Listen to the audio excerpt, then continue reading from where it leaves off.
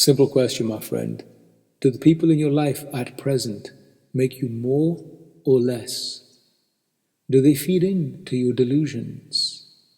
Or do they challenge your assumptions? When was the last time you changed your mind on something? When was the last time they really pushed the limits against something which you'd accepted and said, this is the way it is? Once you start seeing the world from this kind of lens, with the warrior's mindset, you realize how most friendships are entirely fake. They're based on amusement, distraction, geographical reasons. The list is immense, but generally, many people do not get along with those who challenge them. We call them foes, enemies, or opponents instead. Now, if you do that, you're obviously a pleb, because a warrior sees teachers instead, because only your opponent will tell you the truth how it is in a world that is filled to the gills with fibs. That, my friend, is the 8 billion soul question. Because why? Why do we do this? Why do we gravitate towards the fake and reject the real? You know, there's a common meme online which says most people hated Jesus and they rejected his message because he told them the truth. How many people dig into the fact that he constantly dissed his mother and said that he came to bring conflict between the generations? Many people do not, even now, 2,000 years later, they do not get what was being said. Really ponder this as I lay down the game for you.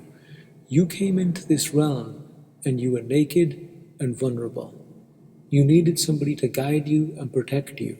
The problem was you stepped into the hands of emotionally numb, dead, conditioned parents.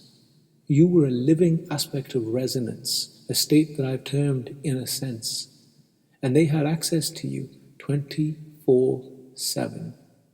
And into your awareness, whilst your brainwaves were in the same state as an adult on a hallucinogen, they poured every single thing they hate.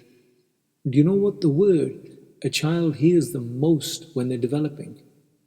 It's no. And then after this, they hear two words that completely shattered their inner realms. Do you know what they are? Stop crying. How exactly do you stop crying? Where does that emotion go? If you're 2 steps ahead, you've already clicked that this is why people have a back pain epidemic in this realm that science somehow magically cannot fix. Let me give you a little something you can try. Stand up right now, place your arms over your head and grab each elbow opposite. Now from this posture, I want you to lean back to the left or right, pick a side. Take it to the limit where you can just about get your flex but feel some discomfort as well. And breathe in and out through your nose 9 times. Then switch to the other side.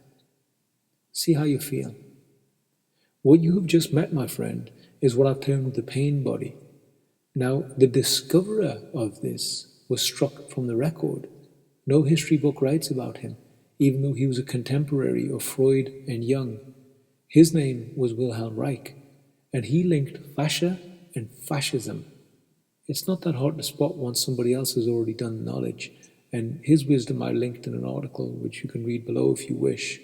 Now, once you start putting these pieces together, you see that how every single person in this realm is under mind control, trauma, and hypnosis. Much like people in Plato's cave, this is the contraption that they had in that metaphor. People will deny this to the grave and then back again. That's the game of souls, my friend. Now, this is just a very basic vid that I've made because I penned that new article today. You're more than welcome to go check it out. Till we meet again.